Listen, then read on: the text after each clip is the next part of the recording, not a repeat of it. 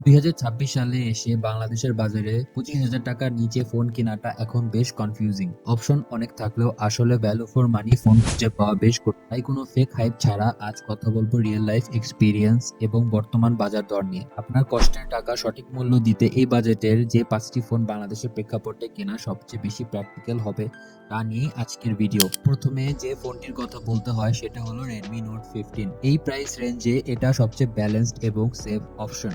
এতে রয়েছে AMOLED high refresh rate display, strong mid range processor, reliable camera এবং fast charging support. Redmi Note 15 কোনো এক দিক থেকেই কম্প্রোমাইজ করে না।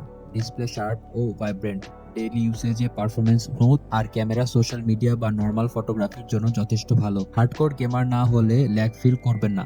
আর বাংলাদেশের বাজারে Xiaomi এর সার্ভিস নেটওয়ার্ক স্ট্রং হওয়ায় লং টার্ম ইউসেজেও এটি নির্ভরযোগ্য একটি ফোন। তবে হেভি গেমিং করলে কিছুটা হিট হতে পারে এবং ইউআইতে কিছু এক্সট্রা অ্যাপস থাকতে পারে। সব মিলিয়ে আপনি যদি রিস্ক নিতে না চান এবং একটি tension free all rounder performance phone চান তাহলে Redmi Note 15 এই বাজেটে সবচেয়ে সেফ অপশন। এখন কথা বলি Infinix Note 50 Pro নিয়ে, যা এই বাজেটে স্পেক্সের দিক থেকে সবচেয়ে বেশি আগ্রাসী ফোনগুলির একটি। এতে রয়েছে সবচেয়ে বড় অ্যামোলেড 144 হার্টজের refresh rate display, gaming focused chipset, 5000 mAh plus battery, fast charging এবং হাই র্যাম ও স্টোরেজের অপশন। কম দামে বেশি স্পেক্স চাইলে এই ফোনটি সত্যি value for money. Gaming smooth, display vibrant আর battery backup strong.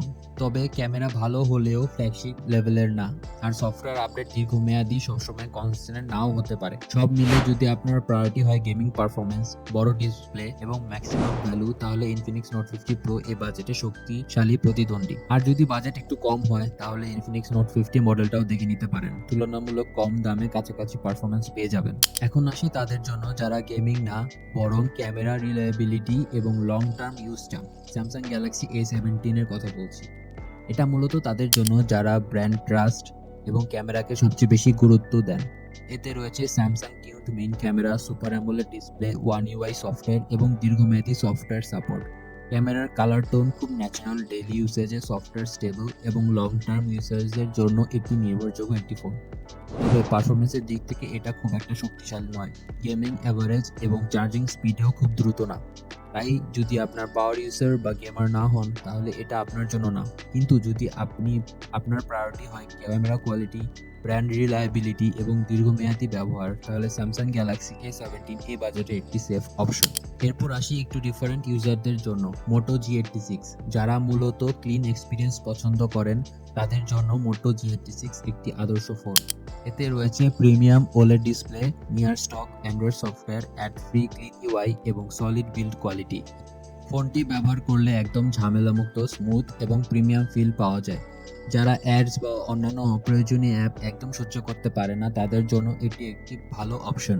Performance daily ইউসেজে smooth এবং ব্যালেন্সড, তবে হার্ডকোর গেমিং এর জন্য এটা তৈরি নয়। তাই ক্লিন সফটওয়্যার যদি আপনার সবচেয়ে বেশি প্রায়োরিটি থাকে তাহলে মোটো G86 এই বাজেটে আলাদা জায়গা ধরে রেখেছে। সবশেষে গেমারদের জন্য কথা বলি Realme Narzo 70 নিয়ে। এতে রয়েছে Dimensity 7050 gaming focused chipset, high refresh rate display, fast charging এবং ভালো থার্মাল কন্ট্রোল। এই প্রাইস রেঞ্জে গেমিং পারফরমেন্স দিক থেকে এটা সবচেয়ে শক্তিশালী অপশনগুলোর একটি। পাবজি, ফ্রি ফায়ার বা অন্যান্য গেমে স্টেবল পারফরমেন্স পাওয়া যায়।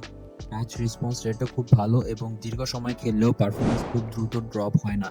কিন্তু ক্যামেরা অ্যাভারেজ এবং ইউআই সবার পছন্দ নাও হতে পারে। তবে গেমার হলে এই ইস্যুগুলো বড় না। আপনার যদি বাজেট 25,000 টাকা থাকে তাহলে এই বাজেটে যদি গেমিংকে প্রাধান্য দিয়ে থাকেন তাহলে Realme Narzo 70 সবচেয়ে লজিক্যাল একটি পছন্দের হ্যান্ডসেট।